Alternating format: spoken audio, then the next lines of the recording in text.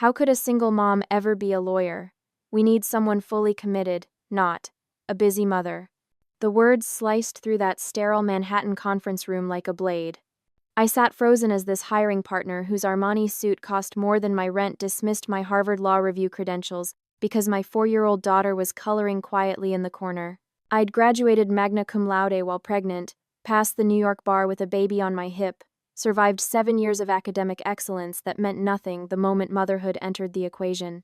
My daughter's crayon stopped moving across her drawing. Her small hand found mine as his rejection echoed off those glass walls that separated privilege from possibility. She couldn't understand the words, but she felt the sting of being called my weakness instead of my strength. That night in our cramped Brooklyn apartment, watching her trace the Supreme Court building in her coloring book, I whispered a promise that would change everything. They'll never say those words to another mother again. My name is Ella. I'm 39 years old, single mother, unemployed, and on that rainy Tuesday in Manhattan, I was told my motherhood made me unfit to practice law. But let me back up to where this story really begins. The moment my life imploded with the efficiency of a controlled demolition. The divorce papers arrived on a Thursday. Marcus stood in our Park Slope brownstone doorway, his law firm's letterhead crisp in his manicured hands, that smirk of liberation already spreading across his face like oil on water. 15 years of marriage reduced to legal jargon and asset division. You're just too much work, Ella, he said, adjusting his Hermes tie, the one I'd bought him for our anniversary. Sarah understands my career demands. She doesn't come with complications. Sara, 26, no kids.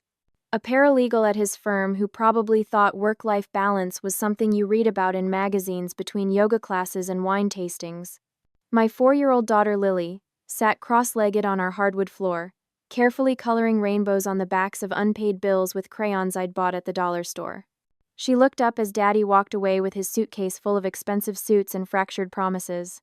Mommy, why don't they like you? The question hit me like a subway train at rush hour. How do you explain to a 4-year-old that the world measures women's worth by how convenient we are for other people's ambitions? That motherhood, the thing I thought made me stronger, had apparently made me too complicated for love. That night, after I'd tucked Lily into bed, with stories about brave princesses who didn't need princes, I called my mother from our kitchen that still smelled like the dinner Marcus would never eat again. Mom, I don't know what I'm going to do. My voice cracked like ice under pressure. Her response came through the phone line with the steel that had carried her through raising 3 kids alone after my father died. Every wall they build around you, honey, use it as a stepping stone. I was 12 years old when I first understood power. My father, before the cancer took him, was arguing a civil rights case in the Brooklyn courthouse. I sat in that gallery watching him command that room, his voice cutting through centuries of injustice with surgical precision. The judge's gavel fell like thunder, and in that silence afterward, I felt something shift inside me. I want that power, I'd whispered to myself, not knowing that wanting power and being allowed to have it were 2 entirely different battles. Now, 27 years later, that same courtroom energy thrummed in my bones as I stared at our empty bank account on my laptop screen. Marcus had frozen our joint accounts before the ink was dry on the separation papers. His lawyer, one of Manhattan's sharks, had moved with the kind of speed that only comes when you're destroying someone systematically. The bills spread across our kitchen table like a losing hand of cards. Mortgage, utilities, Lily's preschool, my suspended law school loans that I'd put on hold when Marcus insisted I stay home after she was born, numbers that didn't add up to survival. I had a Columbia law degree gathering dust in our closet, bar admission that I'd never used because being a wife and mother had seemed like enough. Marcus had convinced me that his career would carry us both, that my dreams could wait until later, a later that never came because there was always another reason to postpone my ambitions for his convenience. But sitting there in that kitchen, with its cheerful yellow walls that suddenly felt like prison paint, I realized something that would change everything. The world thought I was disposable, a discarded wife, a burden, a woman whose value had expired the moment she became inconvenient. But the fire inside me said otherwise. That fire had been burning since I was 12, watching my father fight for justice in a system designed to crush people like us. It had survived Marcus's dismissals, survived years of putting myself last, survived being told that wanting more than domestic servitude was selfish. And now, with nothing left to lose and everything to prove, that fire was about to become an inferno. I opened my laptop and started typing, "Dear Legal Aid Society." If the legal establishment thought single mothers were too weak to practice law, they were about to discover what happened when you underestimate a woman with nothing left to lose and everything to fight for. The gavel that had inspired me at 12 was calling me at 39, and this time I was going to answer. The Legal Aid Society office smelled like desperation and burnt coffee, but it was the only place in Manhattan willing to hire a single mother with 0 courtroom experience and a Harvard law degree that felt more like a museum piece than a qualification. My desk was a metal folding table in a corner where the fluorescent light buzzed like an angry wasp. The pay was $28,000 a year, barely enough to cover our studio apartment in Queens, let alone the mountain of bills that had been growing since Marcus walked away with his designer luggage and convenient new life.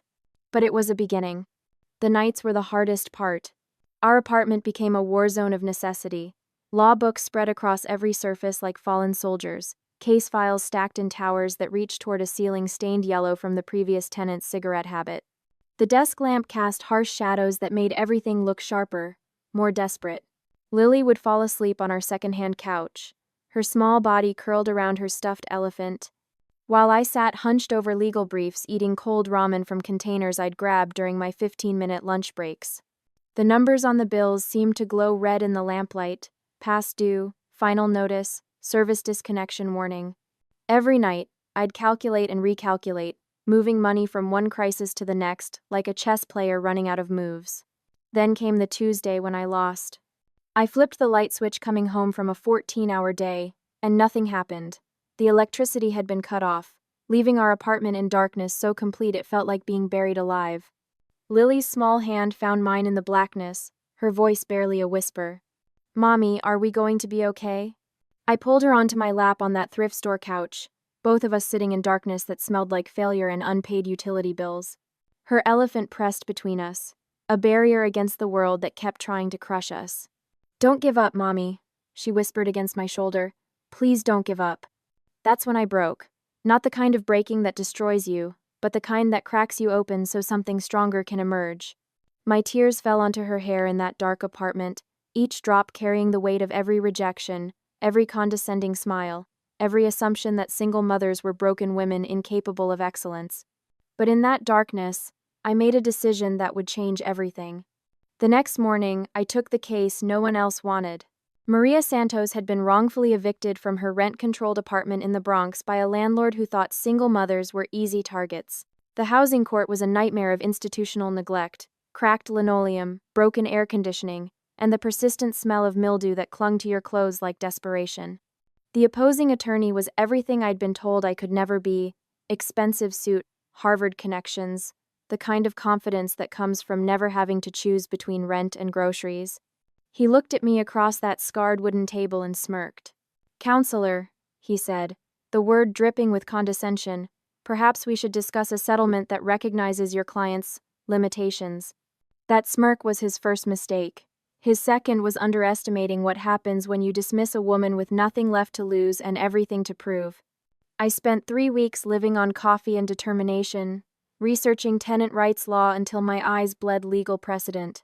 Lily colored quietly at our kitchen table while I crafted arguments that would slice through his arrogance like a blade through silk.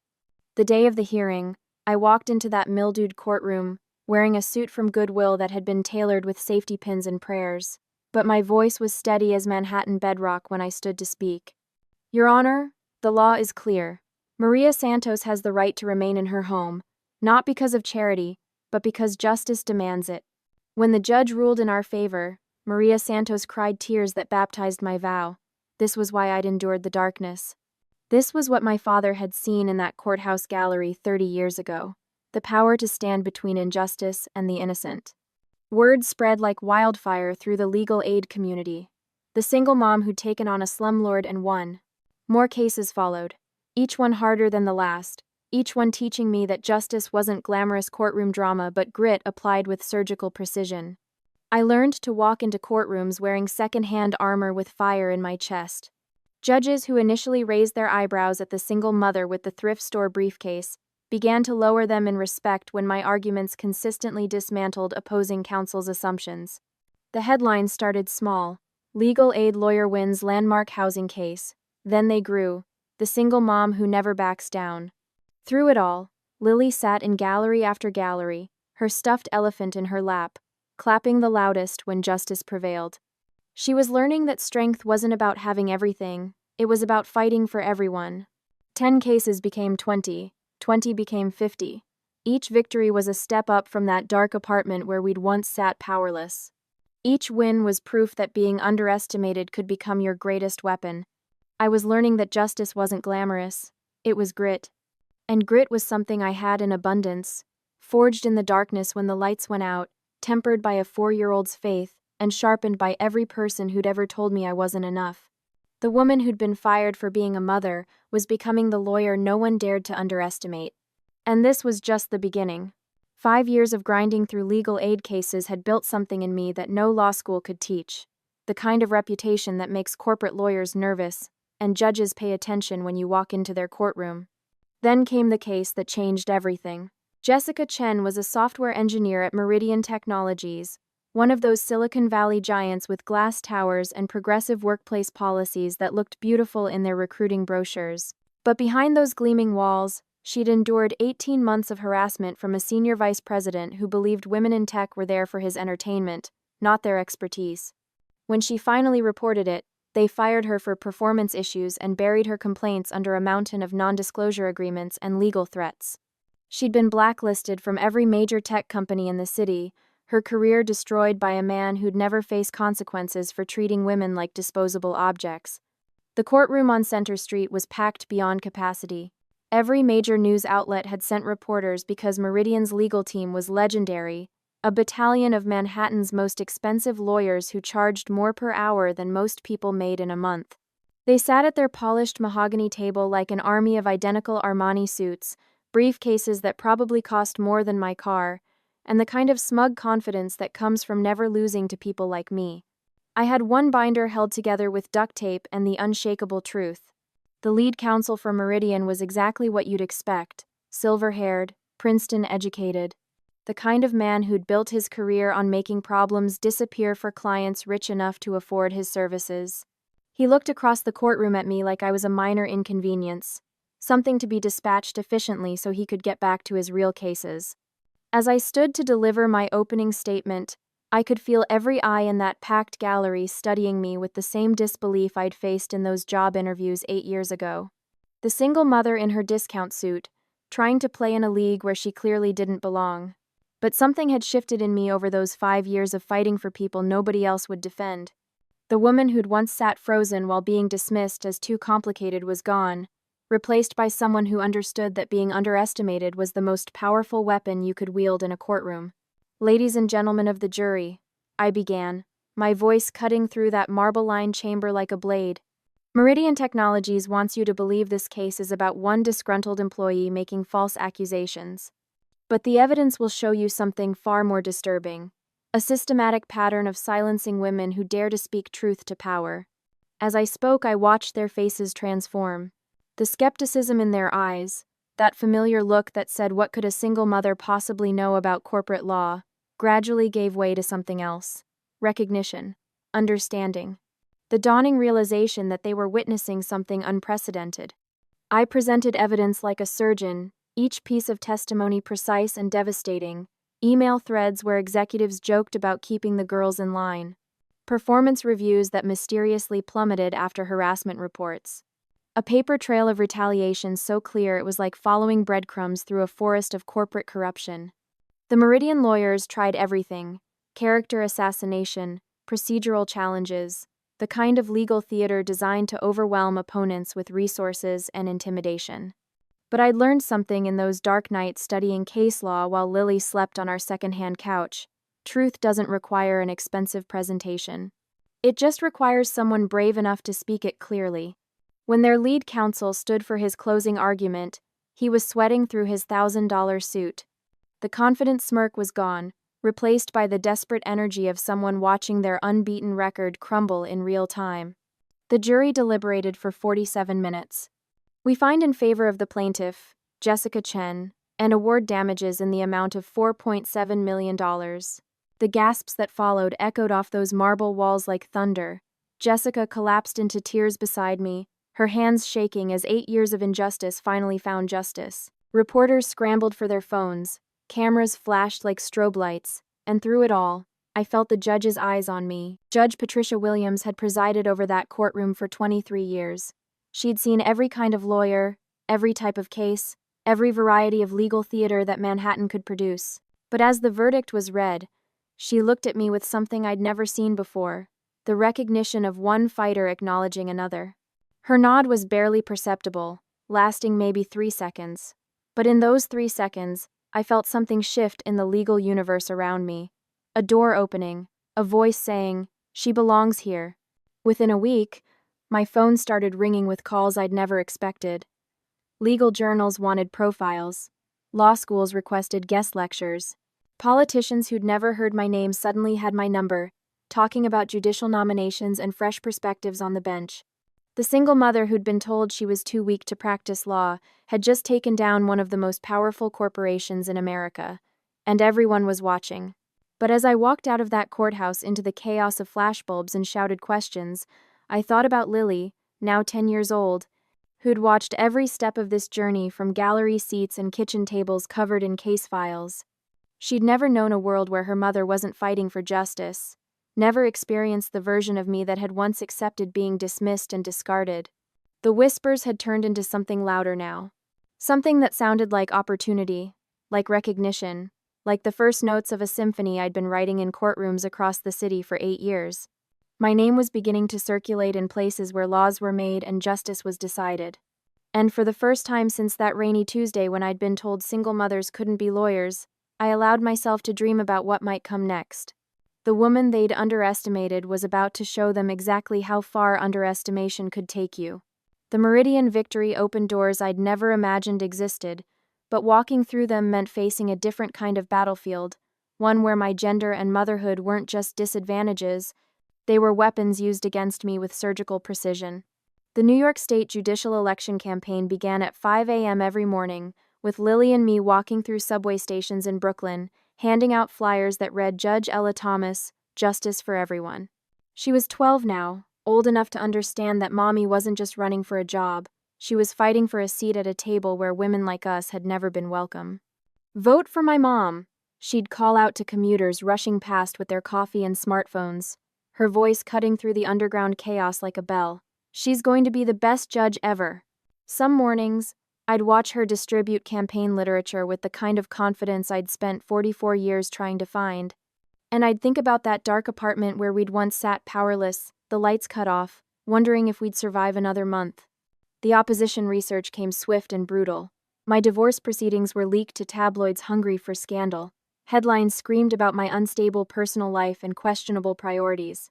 Political ads featured ominous voiceovers, questioning whether a single mother could handle the serious responsibilities of judicial office. But it was the debate at Fordham Law School that crystallized everything this campaign represented. The auditorium was packed with legal professionals, political donors, and reporters who'd come to watch the establishment candidate destroy the upstart single mother who dared to challenge the status quo. My opponent, Judge Robert Harrison, had 30 years on the bench, endorsements from every major law firm in the city, and the kind of pedigree that made him seem inevitable. "My opponent has shown admirable tenacity," he said during his closing statement, his voice dripping with condescension designed to sound like praise. "But the judiciary requires emotional stability, not maternal instincts. We need judges who can make tough decisions without being swayed by feelings." The audience murmured approval. This was the argument they'd been waiting to hear. The reasonable-sounding justification for keeping women out of positions where our emotions might interfere with the serious business of dispensing justice. When it was my turn to respond, I stood at that podium looking out at faces that reflected every doubt I'd ever faced, every assumption about what women could and couldn't handle, every belief that motherhood made us weak rather than strong. "Judge Harrison suggests that caring about justice is a weakness," I said, my voice carrying across that packed auditorium with the authority earned through 8 years of fighting for people no one else would defend. "That fighting for the vulnerable makes someone unfit to serve. If that's true, then this city has a fundamental misunderstanding of what justice actually means. I paused, letting that sink in, watching skeptical expressions begin to shift. If fighting for justice makes me too much of a woman, then America has too little justice. If being a mother who understands struggle disqualifies me from the bench, then we've lost sight of who the law is supposed to protect. The applause started slowly, building like thunder before a storm that would wash away decades of assumptions about who belonged in positions of power. Election night felt like standing at the edge of a cliff, watching returns from precincts across Brooklyn and Queens, while Lily sat beside me on the couch where she'd once colored pictures while I studied for the bar exam. The same television that had once shown me my failures was now broadcasting my potential triumph. At 11:23 p.m., with 96% of precincts reporting, the Associated Press called the race. Judge Ella Thomas, the first single mother elected to the Kings County Superior Court. Lily screamed loud enough to wake the neighbors, throwing her arms around my neck with the kind of pure joy that makes everything else fade into background noise. The campaign volunteers who'd become family cheered in our living room that still smelled like the ramen dinners that had sustained us through those early years. But it was the phone call 3 years later that changed everything. I was in my chambers, reviewing a domestic violence case that reminded me why I'd fought so hard to reach this position, when my clerk knocked on the door with an expression I'd never seen before, excitement mixed with disbelief. "Judge Thomas, you have a call from the governor's office." Governor Sarah Martinez was known for her progressive policies and her commitment to diversifying the state's highest courts. Her voice was warm but formal when she delivered the news that would rewrite my entire understanding of what was possible. "Judge Thomas, I'm calling to inform you that you're being nominated for the New York Court of Appeals. If confirmed, you'll be the youngest woman ever to serve on the state's highest court." The phone felt heavy in my hand as the magnitude of those words settled into my bones. The woman who'd been told single mothers couldn't be lawyers was being nominated for the most powerful judicial position in New York State. I thought about calling Marcus, my ex-husband who'd dismissed my dreams as complications. I thought about the hiring partners who'd looked at me like a problem to be solved rather than a person to be valued. Instead, I called Lily, now 15 and fierce enough to change the world herself. "Does this mean you're a real judge now, Mommy?" She'd asked when I first won the lower court election, her teenage voice carrying echoes of the 4-year-old who'd once asked why people didn't like us. "Baby," I said, tears streaming down my face in chambers that suddenly felt too small to contain the magnitude of this moment. "This means we did it. We actually did it." The confirmation hearing would be brutal, the attacks would be personal, the scrutiny would be relentless. But the woman who'd once sat in darkness when the electricity was cut off was now being nominated for the highest court in the state. And she was ready for whatever came next. 15 years. 15 years since that rainy Tuesday when a hiring partner looked at me like I was something tracked in on his Italian leather shoes and delivered those words that would reshape the trajectory of American jurisprudence. How could a single mom ever be a lawyer? Now I stood in the marble corridors of the United States Supreme Court, about to become the youngest justice in modern history and the first single mother ever to sit on the nation's highest bench. The nomination hearing had been brutal. 3 days of senators grilling me about every decision I'd ever made, every opinion I'd written, every moment where being a working mother might have influenced my judicial philosophy. They'd questioned my temperament, my commitment, my ability to balance the emotional demands of motherhood with the intellectual rigor required for constitutional interpretation. But I'd survived it all, confirmed by a narrow margin that reflected a country still struggling to accept that women like me belonged in positions of ultimate power. The swearing-in ceremony was held in the court's main chamber, a cathedral of justice with marble pillars that stretched toward a ceiling painted with allegorical figures of law and liberty. Every seat was filled with senators, representatives, legal scholars, and reporters whose cameras would carry this moment into history books that would be written long after we were all gone. Lily sat in the front row, now 22, and graduating from Columbia Law School herself.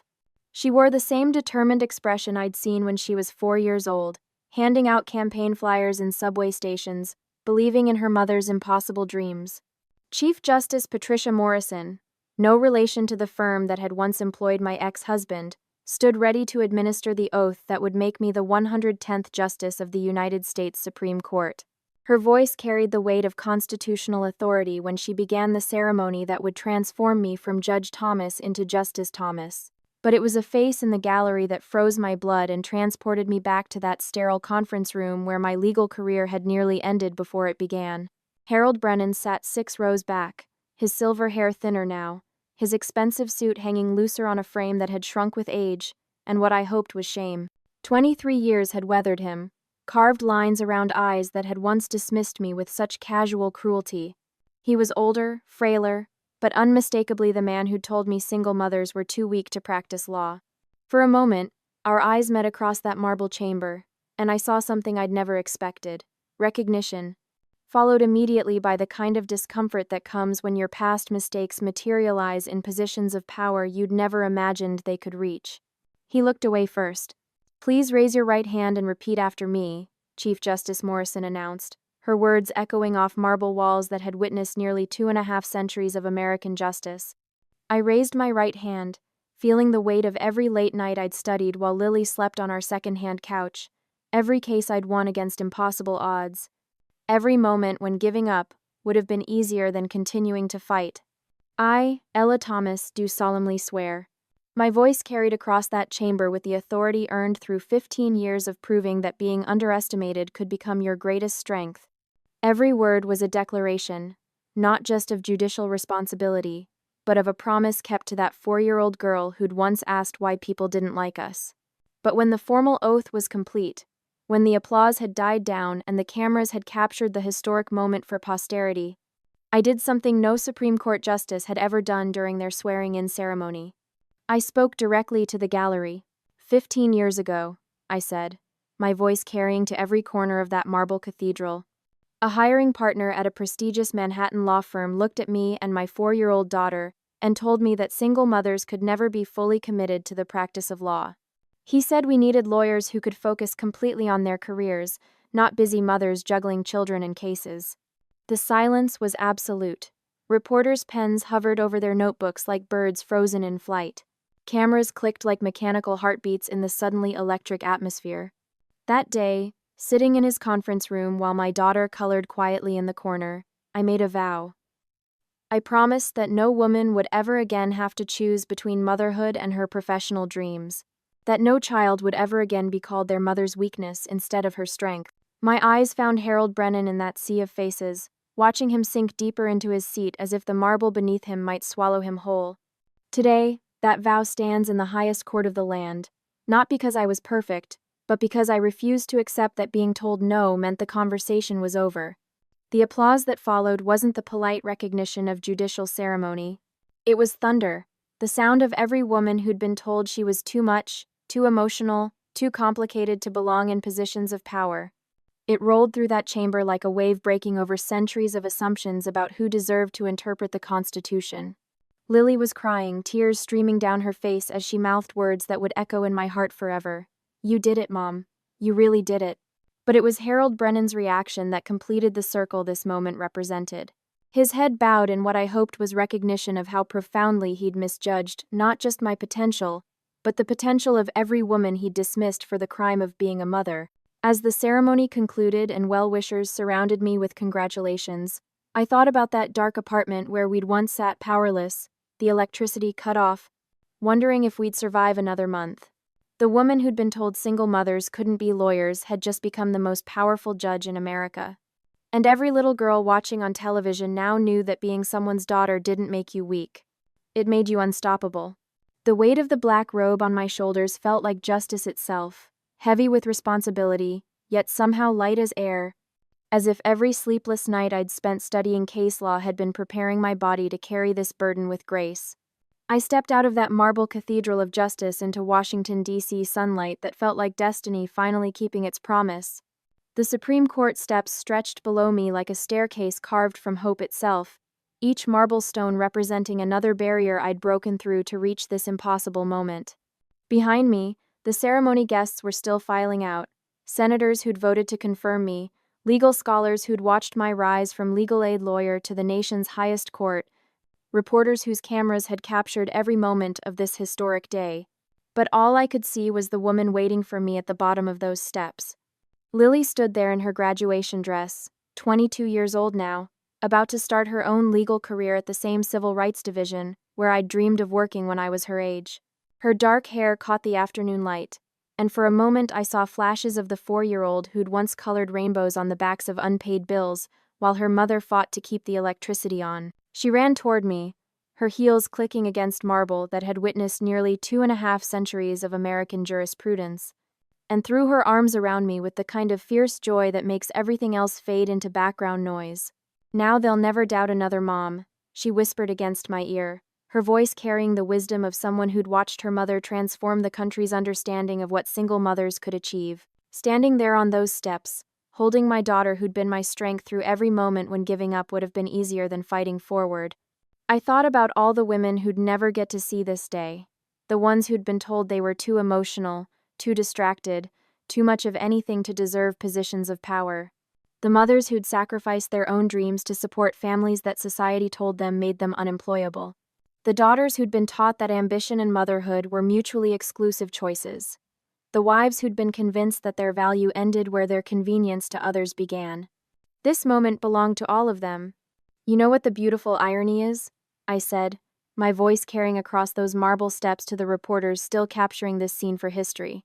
"They tried to lock me out of justice because they thought motherhood made me weak. Instead, they handed me the keys to redefine what strength actually means." The cameras clicked like mechanical applause, but I wasn't speaking for them anymore. I was speaking for every woman who'd ever been told she wasn't enough, every mother who'd been dismissed as too complicated, every daughter who'd been taught to make herself smaller to fit into spaces designed by people who'd never had to choose between their dreams and their children. "Power isn't given," I continued, my voice growing stronger with each word. "It's fought for in the nights no one sees, in the sacrifices no one thanks you for. In the moments when you have to choose between accepting what the world tells you you're worth and proving them wrong with your life."